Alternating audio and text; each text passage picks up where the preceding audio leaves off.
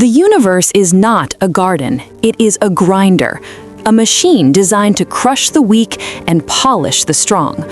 Most exist just to keep the gears turning, but there are 5 anomalies, 5 archetypes that jam the machine. We call them the apex winners. They don't survive the chaos, they are the chaos. Subject 1, Aries, the warhead, the primal spark of ignition. Why do they win? Simple physics. Force equals mass times acceleration, and Aries is pure acceleration. They don't plan, they initiate. While you are reading the instructions, they have already kicked down the door. The first reason for their success, the first strike protocol. They never wait to be hit. Fear is a calculation of consequences. Aries deleted that software eons ago. They treat obstacles as fuel. The harder the wall, the hotter the fire. Winning requires starting, and Aries is the universal spark plug. But speed is only half the equation. To truly win, you have to be willing to burn yourself out. Let's look closer at the engine. Why don't they crash? Because for Aries, momentum is the only stability. Stagnation is their kryptonite. If they stop moving, they rust, they die. So they become the infinite runner, a perpetual motion machine fueled by conquest. Their second secret strategy, the burn the boats protocol. They remove the option to retreat. When you have no safety net, you fight harder. You fight like a demon. They are the battering ram that breaks the deadlock, the solution to the impossible. Critics call them reckless. Aries calls it efficient. Why walk around the mountain when you can blast a tunnel? This energy is infectious. An Aries leader turns a terrified mob into a fearless army. But make no mistake, they burn hot and they burn fast. The danger isn't losing, it's running out of fuel. Yet even on fumes, an Aries is more dangerous than a full tank of hesitation. That is the way of the ram. But what happens when the fire cools? You need something colder. Subject 2, Capricorn, the architect, the CEO of reality. While Aries burns brightly, Capricorn endures. They don't play the game, they built the stadium. Their superpower is structure. They take chaos and force it into a grid. They are the masters of the long game. Patience is a weapon, and they have infinite ammo. While others sprint and crash, Capricorn climbs, step by step, relentless. Pressure doesn't crush them, it refines them. They are cold, unemotional, because emotions are inefficient variables in the equation of success. Capricorn prunes the dead branches to save the tree. It's not cruelty, it's maintenance. They build legacies, castles that stand for 1,000 years after the architect is gone. You can try to knock them down, but you can't topple a mountain. But building the castle is just the beginning. The real genius is how they own the land it sits on. Let's look at the financials. Capricorn's strategy is simple, the resource monopoly. They don't just beat you in a fight, they buy the ground you're standing on before the fight begins. You are fighting a war, they're playing chess with the supply lines. By the time you realize you're in a cage, Capricorn has held the key for a decade. They limit your options until the only choice left is to serve them. This is the gravity of wealth. Success attracts more success. Aries breaks down the door. Capricorn is the locksmith who decides if the door opens at all. Their ultimate victory is outliving the competition.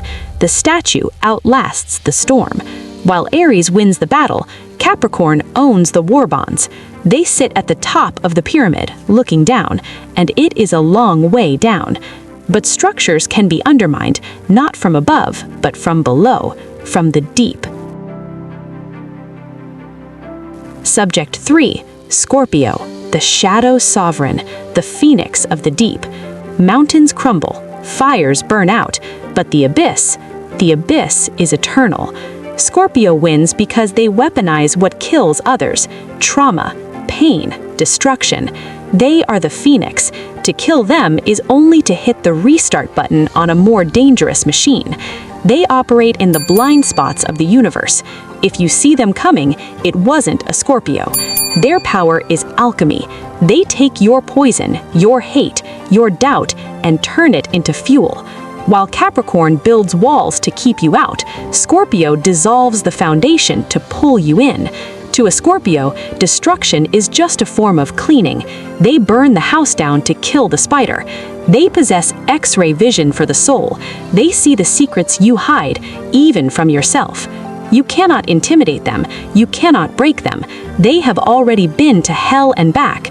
But their greatest weapon is not physical. It is the fear toxin. Let's analyze the Scorpio endgame. It's not about winning the fight, it's about winning the mind. Success is a game of control, and Scorpio controls the one thing you can't fight, your own nightmares. They plant a seed of doubt, and they wait for it to grow into a forest of failure.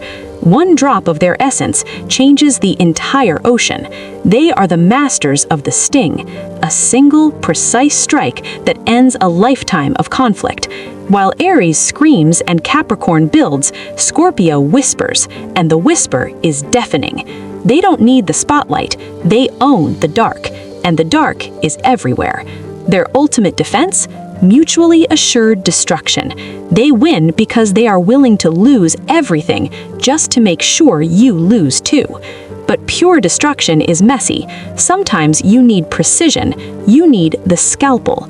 We leave the emotional depths of Scorpio and enter the cold, hard logic of Virgo. Subject 4. Virgo, the divine surgeon, the analyst. Passion is messy. Ego is heavy. Virgo wins because they are the lightest object in the room. No baggage, only function. They don't just solve problems, they delete them before they happen. They see the cracks in the armor that the universe forgot to paint over. Precision beats power. You don't need a sledgehammer if you know exactly where to tap the glass. While you are sleeping, they are optimizing, an endless loop of improvement. They are the perfectionists, and in their eyes, good enough is an insult. They win because the devil is in the details, and they are the devil. It is a cold world, a lonely world, but it works. It works perfectly. Efficiency is powerful, but it lacks heat. It lacks gravity. For the final lesson, we must look up to the king. Subject 5, Leo, the solar tyrant, the center of gravity. You can plan like Virgo, build like Capricorn, or fight like Aries, but Leo wins simply by existing. Their weapon isn't a sword, it's presence. They walk into a room and the shadows have no choice but to flee. They don't compete with you, they outshine you until you become invisible. Confidence is a force field. Leo wears it like armor. Arrows bounce off not because of steel, but because of pride. The roar of a Leo isn't just noise, it's a command to reality. Look at me. While Virgo seeks perfection and Scorpio seeks truth, Leo seeks glory, and the universe loves a showman. They burn the brightest, and in a cold universe, everyone gathers around the fire. 5 forces: the ram, the mountain, the shadow, the surgeon, the sun. The universe doesn't pick favorites, it picks winners. And these 5 never bet against the house. The hierarchy is set, the engine is running. Now you know the players. Choose your lane or get off the road. Good luck.